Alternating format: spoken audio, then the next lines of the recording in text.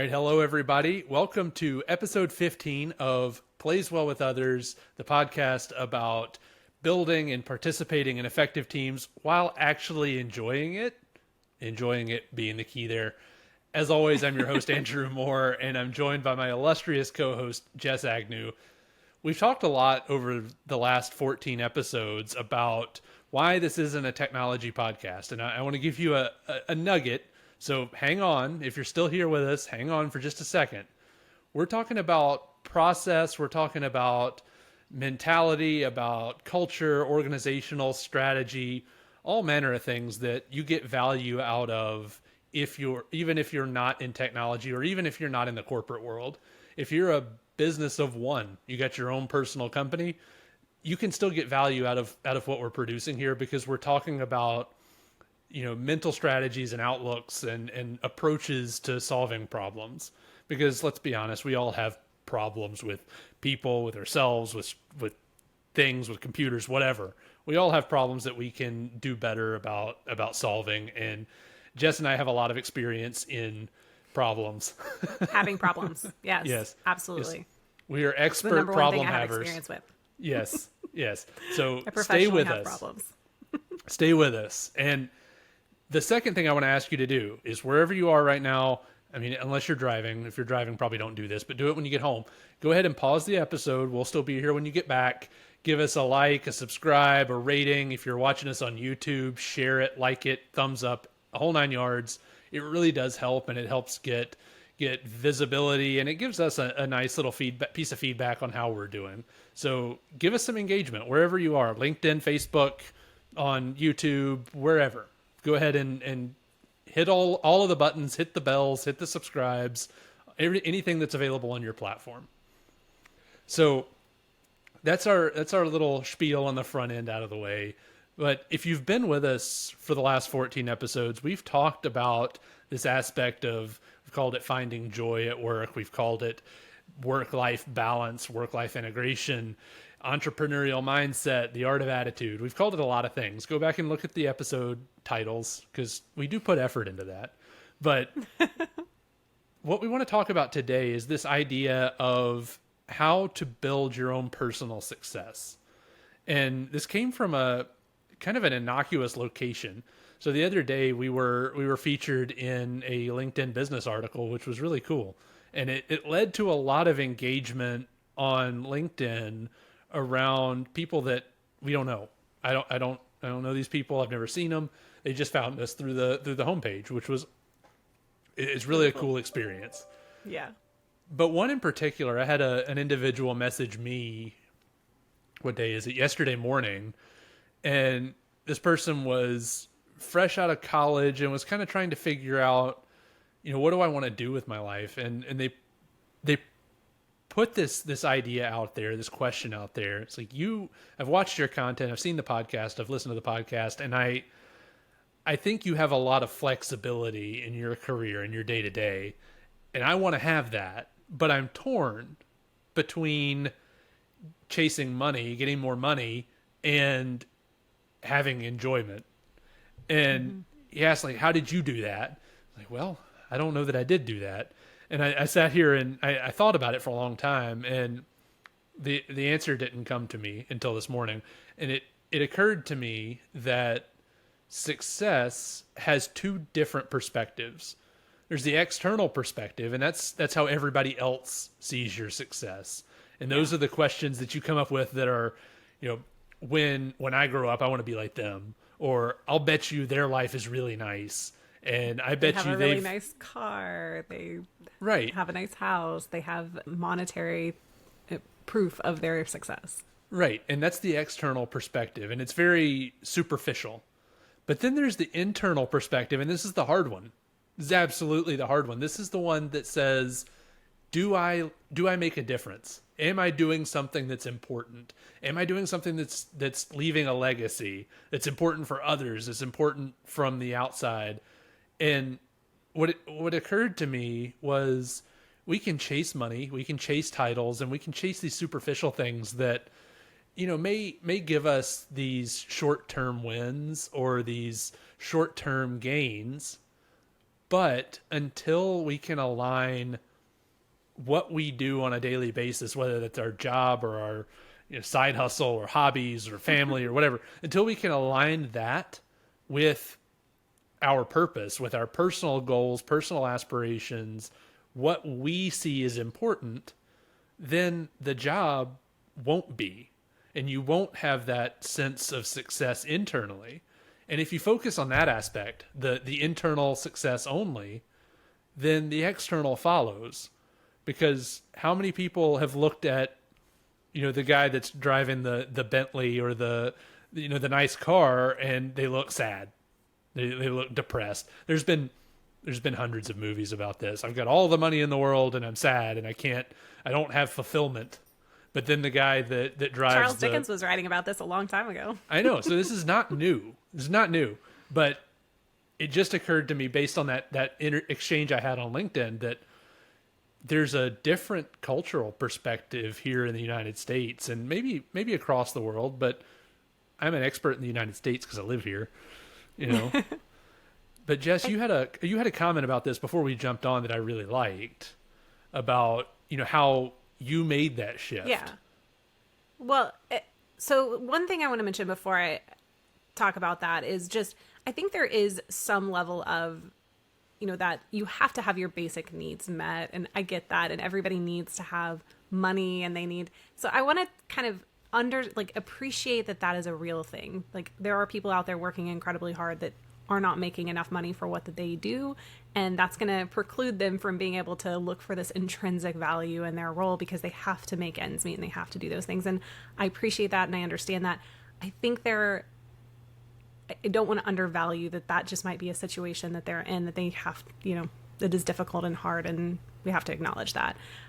What I want to talk about is how to maybe look to the future. Maybe you can't get that in your current role. So what do you do for the next role that you take? What are you looking for the next role that you take? How are you setting your personal goals and, mindset up so that you're moving into a role where you get that intrinsic value? You're something is valuable about that role, not just because you're bringing home a monetary compensation for it, but also because you believe in what you're contributing to. And what I told Andrew before this call was I had trouble with that before I finally figured out what my personal mission was, what I want to do. Because I've flipped from industry to industry. I've been an underwriter. I've been an internal, auditor at a mortgage company. I've done business analysis. I've done product ownership. I've done a myriad of different things in a myriad of different industries. I've been in the healthcare industry, and healthcare industry is nice because you can go, oh, I'm helping people be better. I'm helping people feel better. But I mean, none of us are probably going to go, oh yeah, our healthcare industry is so incredibly, selfless and always not focused on making money. No, it's still an industry in America. It's still a capitalist society. So there is a level of, do I believe in what I'm doing because I'm contributing to something that's making money, or am I doing something that I love because it's contributing something else?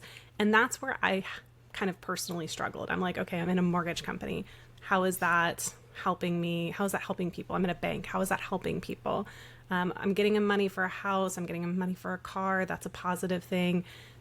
To me, that didn't cut it. That wasn't what gave me that intrinsic value. And it might be enough for some people. That might be the thing that drives you, is wanting people to have that experience of home ownership. And that's amazing. If that's what drives you, that's amazing.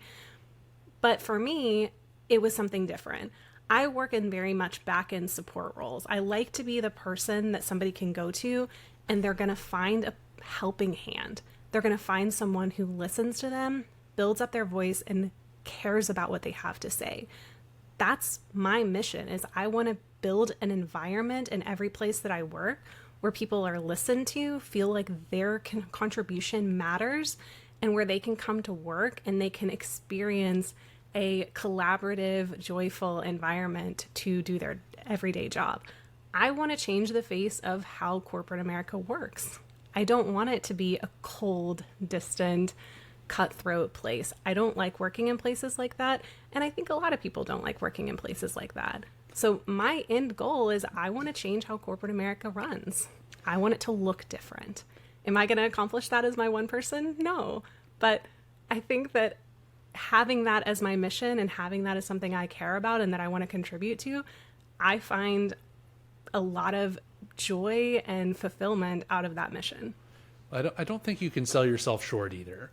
So to anybody listening, or to you, Jess, too, each individual choice that we make is impactful in some way. And we can't really understand the full impact until it's all over, I suppose. But, I realized a very similar thing back when I was first getting into leadership roles. And I'm a reader. I'm a person that likes learning, and I like learning by going to find all of the information out there on a subject, distilling it all, and then figuring out, what makes sense to me. And I found a bunch of different books, and I found one book, and this is the only book that I think that I've read 2 pages and thrown away, but it was called Stealing the Corner Office. And the author of that, if you're listening, I'm sorry, but this is my opinion. Take it for what it's worth. But the whole purpose of the book was talking about how you can essentially manipulate both yourself and the people around you to put yourself into a position to advance the corporate ladder.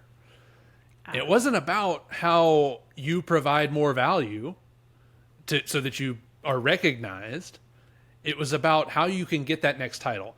And I think we've all worked for somebody that had no business having the title that they had, right? That gave me so many just chills and flashbacks and frustration, because I know that person. All of us know that person.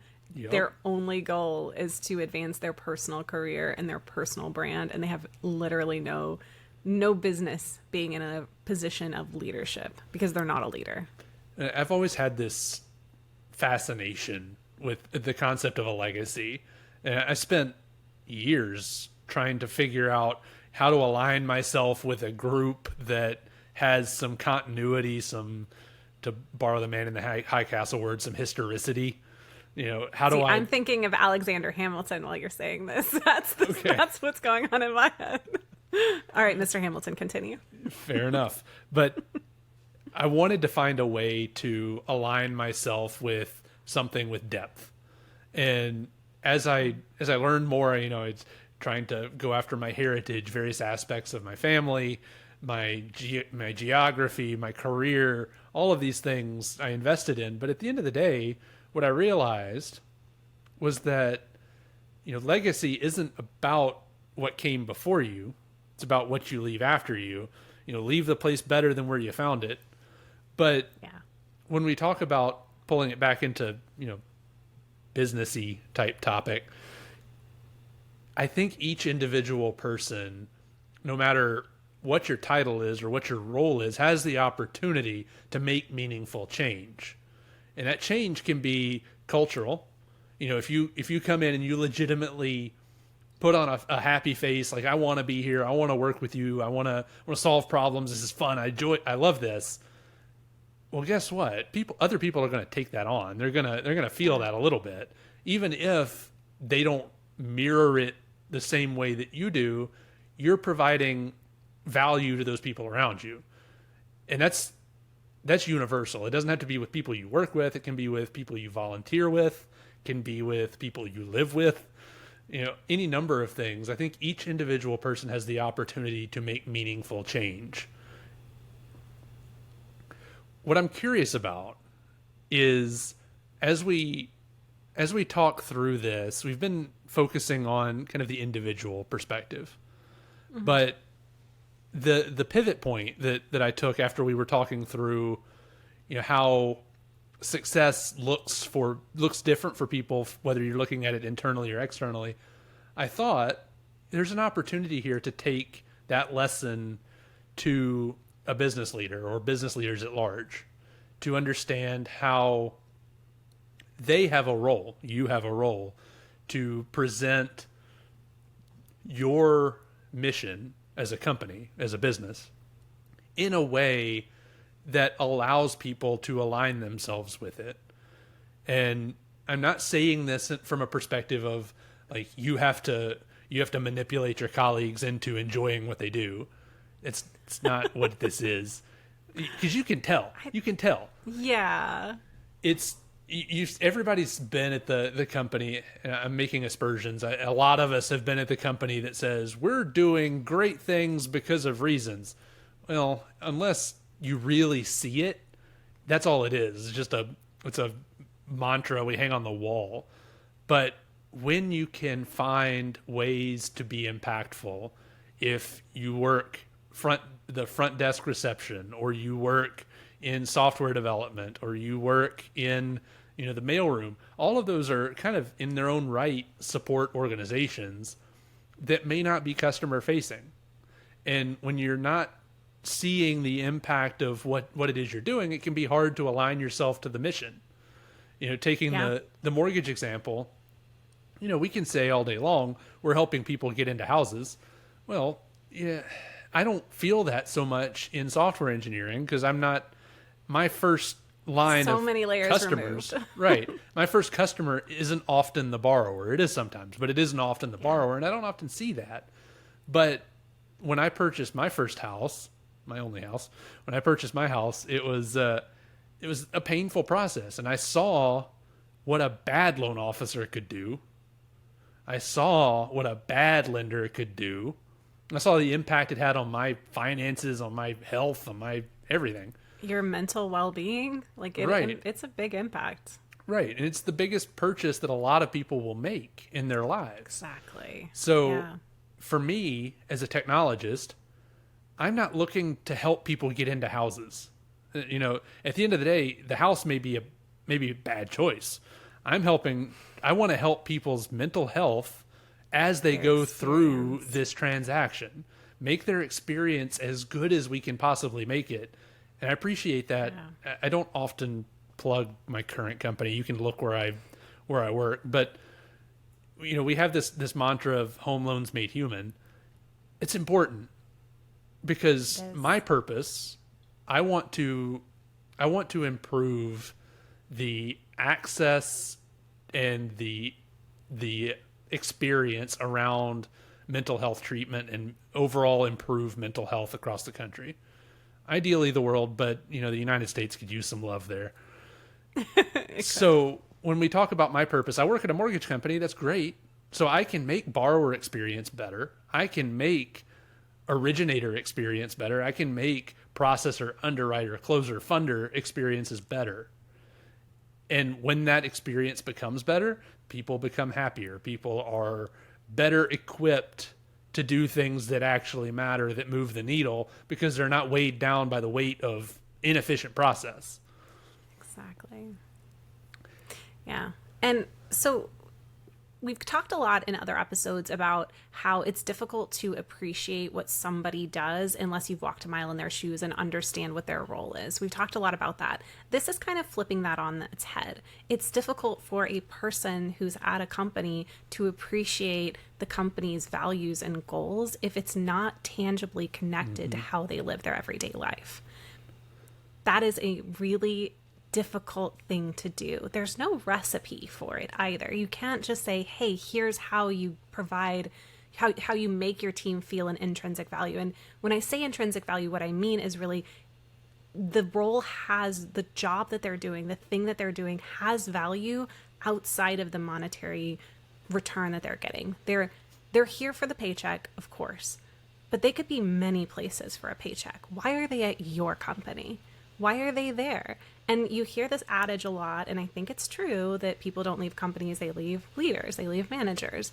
And I think it's not just like a direct manager. There's something about a leadership in a company that is either going to draw you in and build you up and make you feel at home and make you feel like you're contributing and valued and what you do makes a difference. And there's also leadership at a company that can make you feel like you're a hollow husk of a person who's contributing nothing and doesn't have a value there. And your only reason for being there is pulling a paycheck. And if that is how you feel, you are probably looking for another job. Yeah, and there's, at this juncture in our, employment market, it's not necessarily the most opportunistic market, But in a lot of places and a lot of times, you have this perspective of both employers and employees, potential employees, candidates, need to differentiate themselves.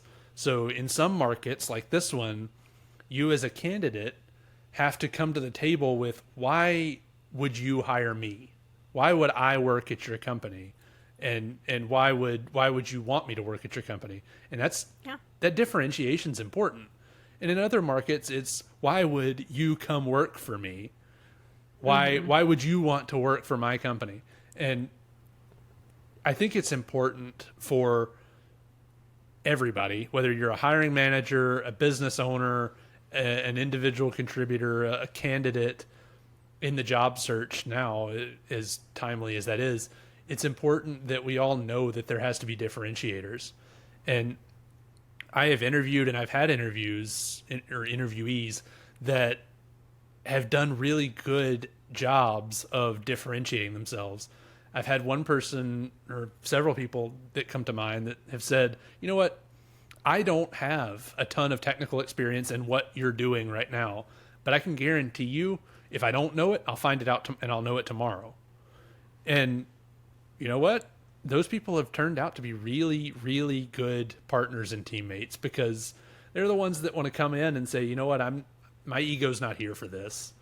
I'm here to solve a problem. I'm here to do a job. And if I don't know the thing, I'll tell you up front. I'm not going to fake it and drag it along, but I'm going to put my money where my mouth is, and I'm going to go learn it. And then I'll come back and I'll tell you, this is what I know. So, oh, go ahead. well, I was going to summarize that and say, you know what, we've got to keep in mind that as we develop vision, as we consume vision, we have to make sure that we understand it, that we communicate it, and that we are in a position where that vision becomes actionable, becomes important, and becomes accessible, so that we can actually do something about it. And here's where the rubber meets the road. Let's talk just really quick about a couple tactical things you can do as a leader to help bring this to your team. Number one is exactly what Andrew just said. You should have a vision of what you want your division to accomplish over the next year. And that alone, if you package that as, these are our strategic objectives, and you bring that to your team and say, look at what we want to accomplish. Look at the things we think that these accomplishments are going to do. And this is our roadmap of how we think we're going to get there. And every single one of you is a huge part of how we're going to achieve this. Immediately, they're part of something bigger than themselves. They're contributing to something larger than themselves. They are part of something that is going to build a better tomorrow for the company. Immediate buy, and then maybe not immediate buy-in, but it's an immediate lift in your state of mind, right? Because it's not just do the ticket, move to the next thing, help this customer move to the next one. It's you contributing to something that's bigger than yourself. And we as humans biologically want to be a part of something larger than ourselves. Throughout all of time, this is something that is a human nature. And that's something that you can capitalize off of by building that relationship with your team in such a way that they know that what they do matters towards a larger goal. Don't stop talking about that. Right. And you didn't mention any specific frameworks on how to do that, but they exist. There are two that come to mind. Using OKRs, or objectives and key results, as an example, you can phone those in. You can absolutely build right objectives, right key results that fit the formula and allow you to check the box. But you can do that in a way that doesn't actually move the vision forward. And it's especially important that you give time to do that planning appropriately, because if you do, you have the opportunity to take CEO's vision, owner's vision, and decompose it in such a way that allows the individual contributor to have direct impact on the CEO's vision. Yes. If you don't spend time doing that and really asking yourself, how does this contribute to that objective? If you don't do that, then what you wind up with is a bunch of collections of pet initiatives that don't really in aggregate Draw a provide that plan value. into, yeah. Right. So there's probably a whole episode on how to do those OKRs or whatever, but Yeah. that's the core of it, is like just take the time to think through things and present them Yeah. in a way that's consumable. Well, and I think there's one other tactical thing I wanted to mention, which is take time to talk about your wins. And I don't just mean, oh, yeah, so and so, you did a great job on the call today. I mean, as a leader, look back at what your team has accomplished over the last 2 months, 3 months, quarter, whatever. I just said the same thing. You know what I meant. Uh, but take the time to pull those things together and build a picture of what you've accomplished, because it's really easy as a leader to do a day-to-day job and have your team do the day-to-day job and not think about the fact that they're building with Lego bricks a larger castle that they don't necessarily see on the daily because they're narrow focused into that one Lego brick that they're placing. So take the time every quarter to zoom out and look at what you've accomplished. Yes, and go back and listen to episode 12 that we cover 2 very important tools to do what Jess just said, and make sure that you as a leader, you as a person who wants to be involved in building up a team, you can use to actually make sure that you're holding yourself accountable and actually communicating out that progress and that vision. So, And if I could just say one more thing Yes. before we finish, I know we're about time, but the last thing I'll say that's a tactical thing you can do with it is have your team contribute to the conversation. So when their voices are heard, when they're the ones bringing things to the table, when they're the ones helping figure out how you're going to solve problems or helping figure out how we're going to contribute to these larger visions, when you bring them to the table to do these things, that also drives intrinsic value into the role as well. So just a couple of tactical things to finish this out of how you can take these larger concepts and build them into your day-to-day. yes, and to hear more about that, go back and listen to episodes 3 and 5, where we talk about initiative management and change management and how to make sure that you're communicating well. So none of these, we're building a foundation here, and we're building on top of that. So go back, listen to the other episodes. Some of this will key off of other things, and I'm not sitting here pretending for a minute that we've planned the order of these things, but everything starts to be with people. that good. Yeah, exactly. We planned out an entire podcast series of indeterminate number of episodes, but all of these concepts are crucial to each other, and they start with people. Understand how people work and what motivates people, and you can generally be successful. And so now here we are telling you how to be successful without taking advantage of people, without manipulating people, without being a heel. So, but actually encouraging them to enjoy what they do and participate in an effective and valuable way. exactly. So again, this has been episode 15 of the podcast Plays Well with Others, or how to build and participate in highly effective teams while actually enjoying doing it. If you didn't at the beginning of the episode, go ahead and pause, leave us a review, rate, like, share, thumbs up. Everything from your particular podcast platform. We're available everywhere you listen to your podcasts, as well as on YouTube in sparkling 1080p. As always, I'm your host, Andrew Moore. I'm joined by the illustrious Jessica Agnew. Thanks for listening.